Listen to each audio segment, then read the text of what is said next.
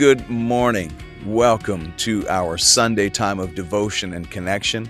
Once again, I am out here on the back porch patio area, loving these palm trees, loving the sunshine that we're experiencing. In fact, I'm loving it enough that I got some yesterday while I was at Paradise Grill and Paso Grill, sharing some music with all of the folks there.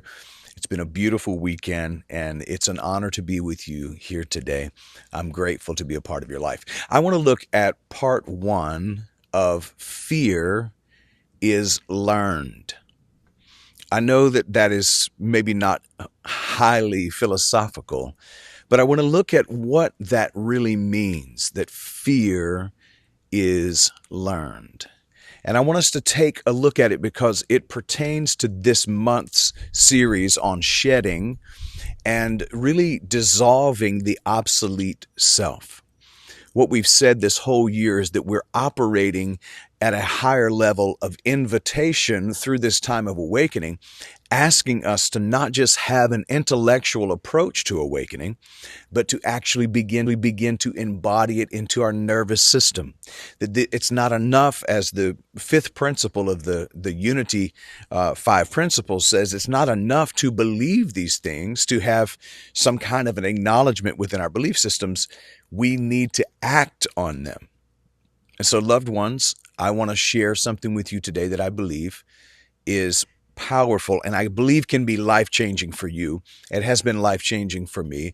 It is literally shifting how I'm starting to do life. Once again, going through another stage of awakening in my own personal life. I'm finding that fear has been a learned behavior that I didn't realize still informed some of my reactions and even some of my responses to the world that we currently live in. Most people believe that fear is something they must overcome. We go to conferences about it. We read books about it. But if fear is something we were taught, what if the voice in your mind that whispers you're not enough, you will disappoint people, you should play it safe, you should stay small? What if that voice is not truth? What if it is even further than we've called fear? What if it's conditioning? In other words, fear is learned because you were not born afraid of rejection. You were not born afraid of disappointing God. You were not born afraid of being yourself.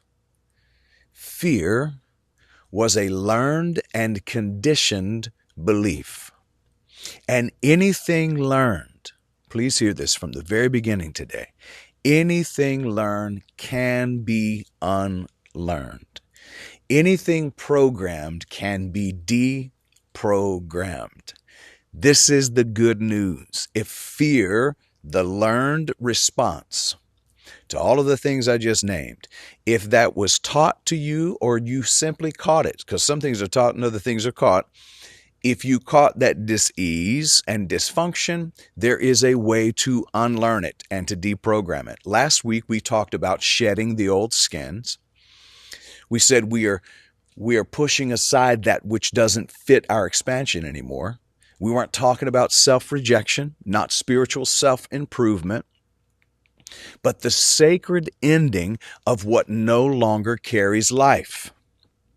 We're letting go of that which does not serve us, and this month we are dissolving the obsolete self. And today we're going to name the primary architect of the obsolete self. And you know who that is? That is fear.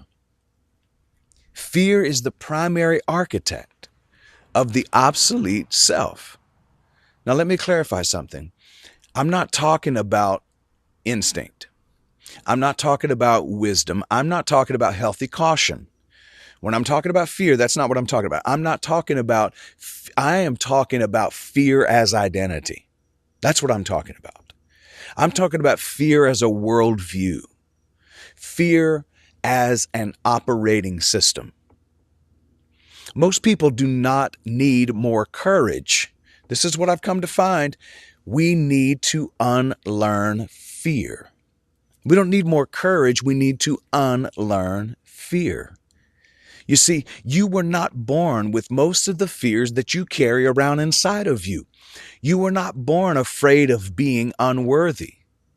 As a baby, you weren't concerned about whether you were worthy or you fit in with the crowd. You were not born of rejection or with the fear or afraid of being rejected. You were not born afraid of failing. Those fears, those anxieties, they were installed. They were installed through family systems, through religion, through your culture, through trauma, through surviving experiences that you had in your life. Your thinking became software. And over time, that software etched itself into the nervous system, and then something interesting happens.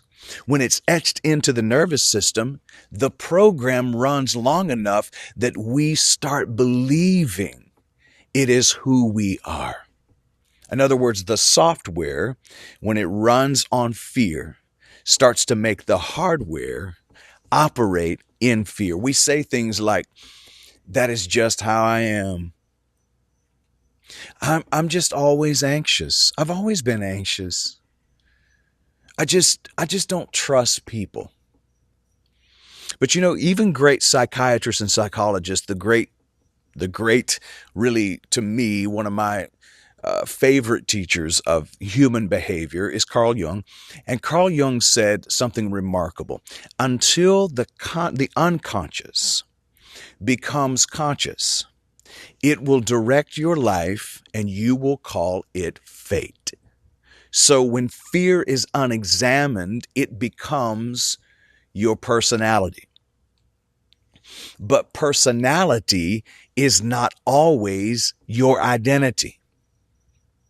In fact, the truth is that personality often is just adaptation. You adapted to your situation. And here's the distinction. Adaptation is not identity.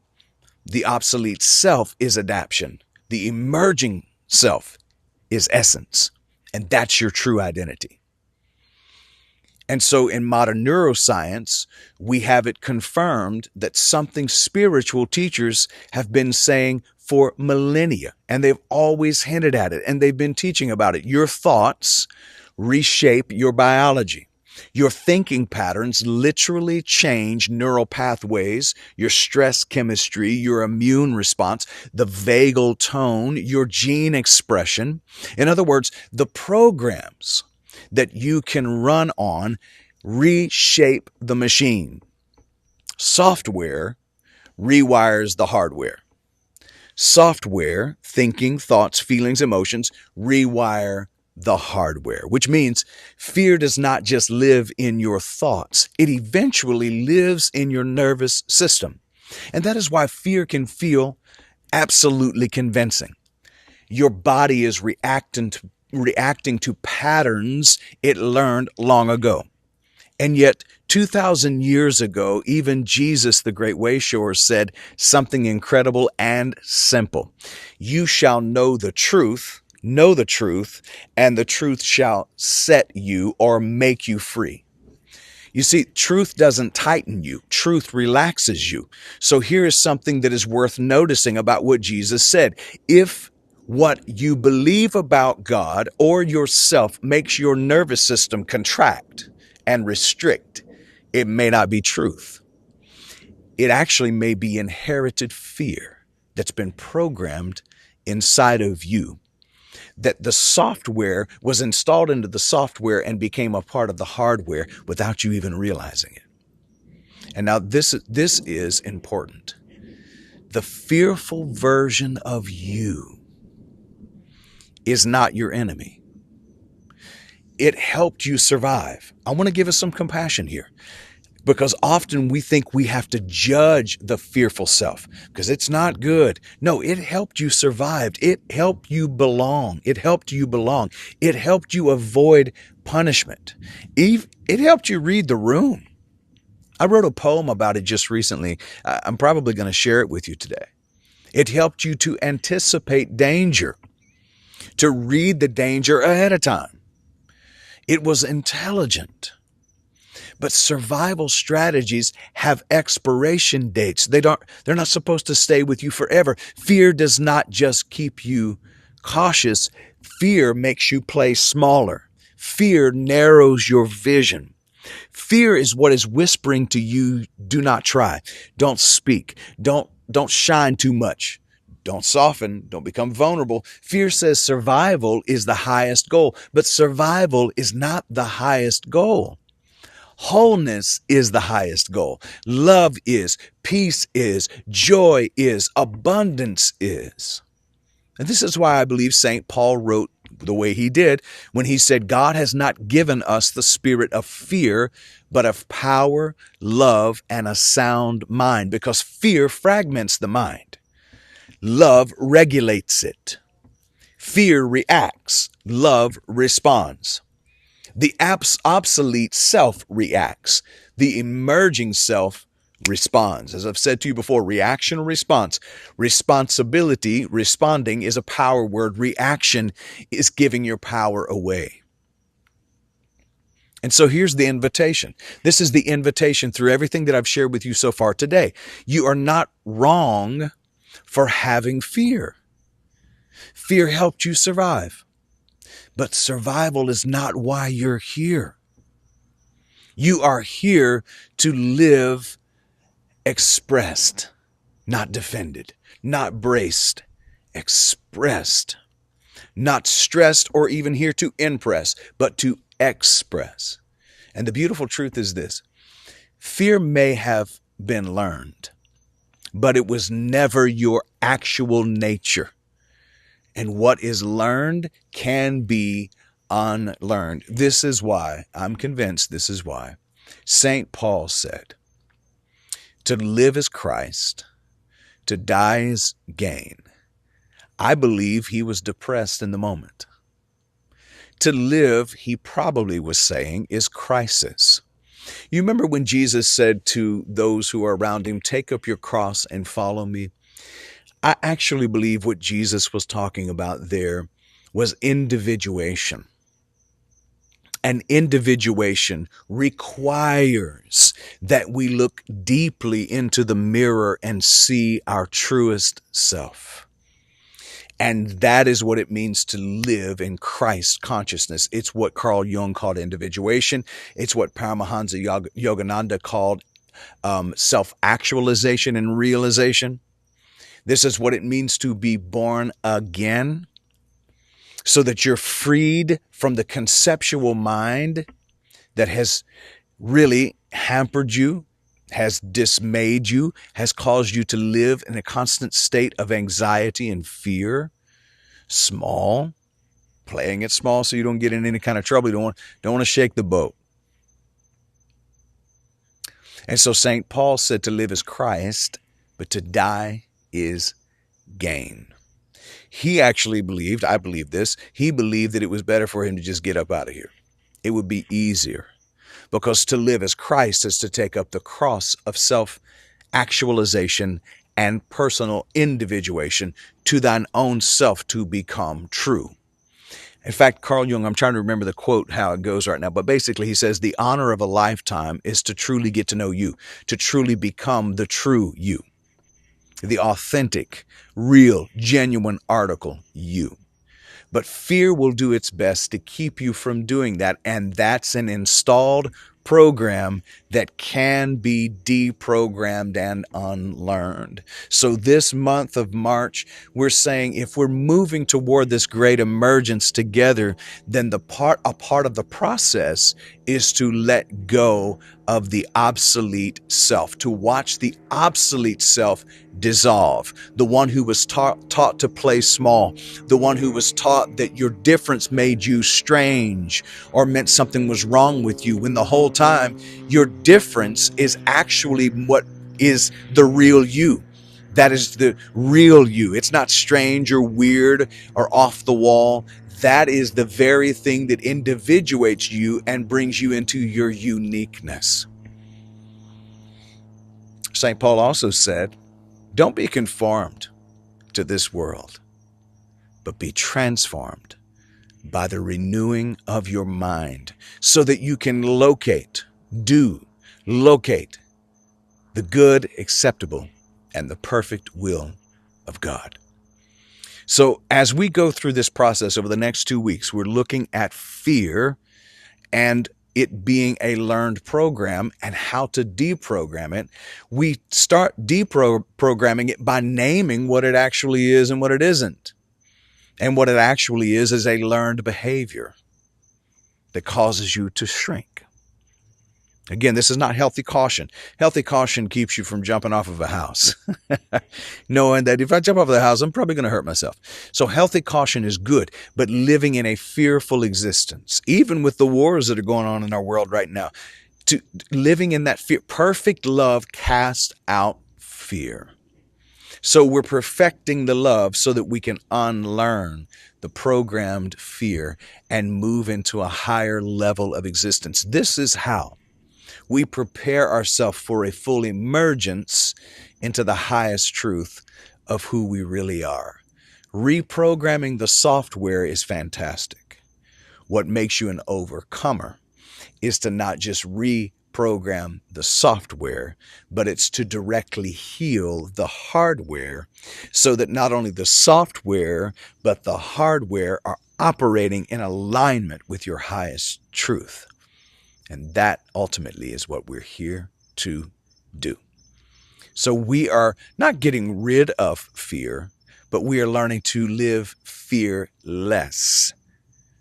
Fearless doesn't mean you have no fear. Fearless means to have less fear influencing your life.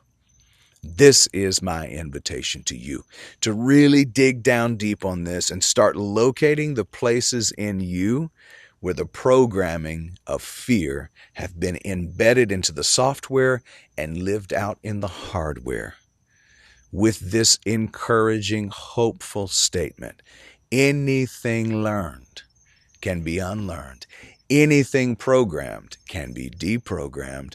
And you can be reprogrammed, and that's what it means to be born again, so that you can see the magnificent kingdom of God. We are dissolving the obsolete self, and as we do that, we're rising into this great emergence. I'm going to share with you that poem now, titled The Coat. Hi. It's early morning hours, and I have spent several days on a sabbatical this week.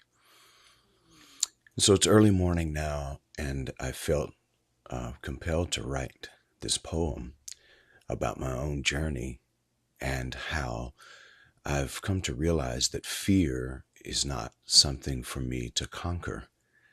Fear is something for me to unlearn. And I was thinking about the terminology used in the Bible where it was talked about by St. Paul to put on a coat of righteousness. And as I was thinking about that reference, this poem started to flow from me. And I believe it will go along with this Sunday's message. I think it works perfectly, actually. So I wanted to share it here and now while it's fresh with me. To be plugged in for this Sunday. And so here's my poem, The Coat. I was given a coat before I knew I was cold, before I had language for stories untold. No warning, no weather report, just quiet hands at my throat, buttoning me up against drafts that would float through rooms where love sometimes hid in its coat.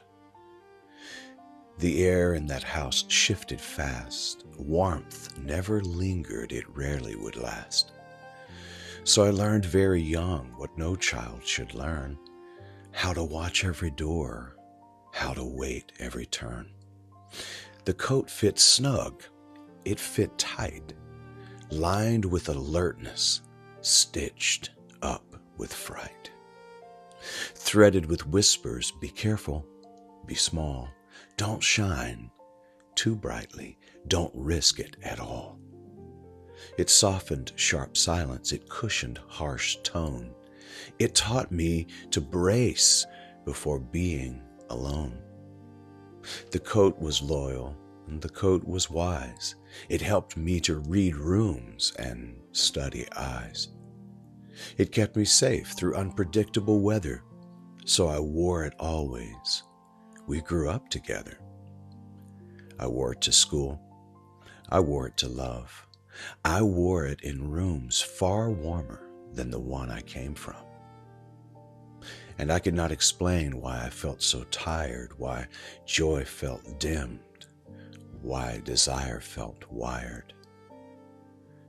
Wired to scan every shadow, measure each glance, mistaking protection for living by chance.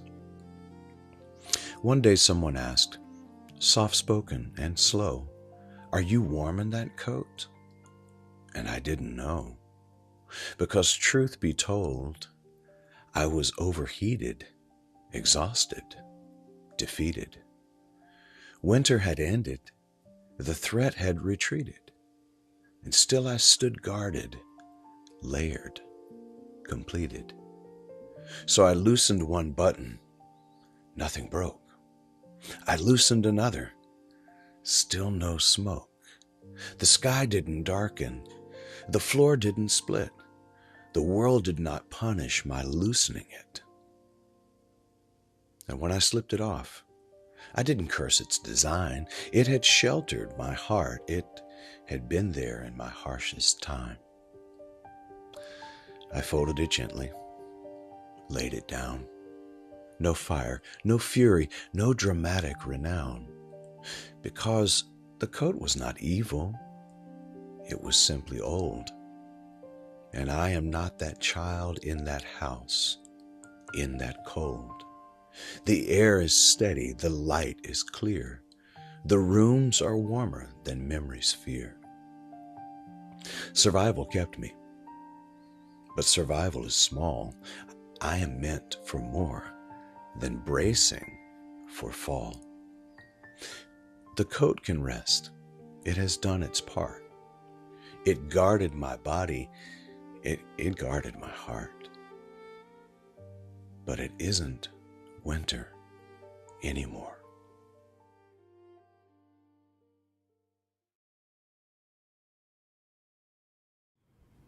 Loved ones, thank you so much for joining us today for our devotional service. The ways to give are on the screen right now. You can, of course, text to give. You can utilize our app.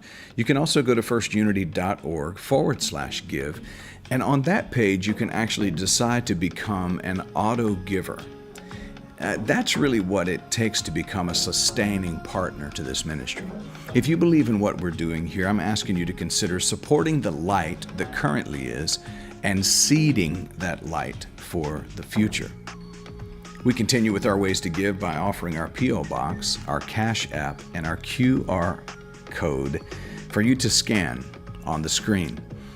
So I want to say a special thank you to everyone who has chosen this community to be a place where you want to give your financial seed. Know that when you're planting that seed, it is going into fertile soil, and you activate the law of circulation in your life. God bless you.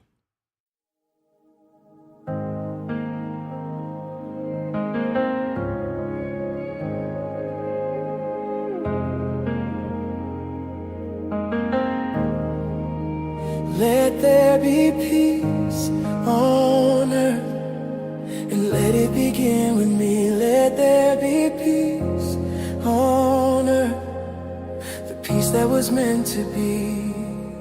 With God as creator, family all are we. Let us walk with each other in perfect harmony. Let peace begin with me.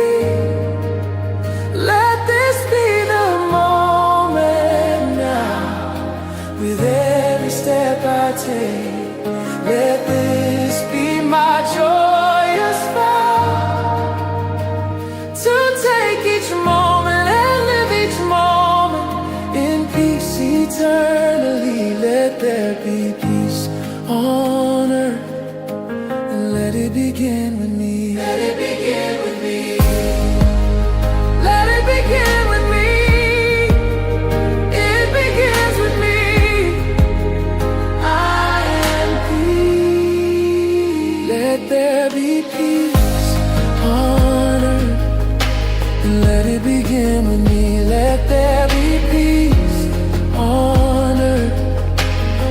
that was meant to be. With God as creator, family all are we. Let us walk with each other in perfect harmony. Let peace begin with me. Let this be the moment now. With every step I take, let this be my joyous vow. To take each moment and live each moment in peace eternally. Let there be peace on earth, and let it begin with me. Let it begin with me. Let it begin with me. It begins with me. I am peace.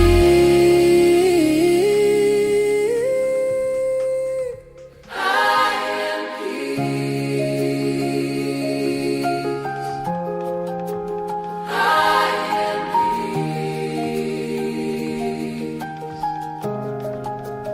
I am peace. I am peace.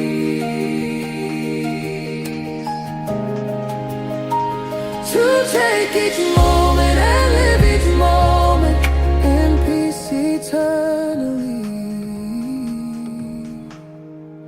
Now there is peace on earth, and it has begun.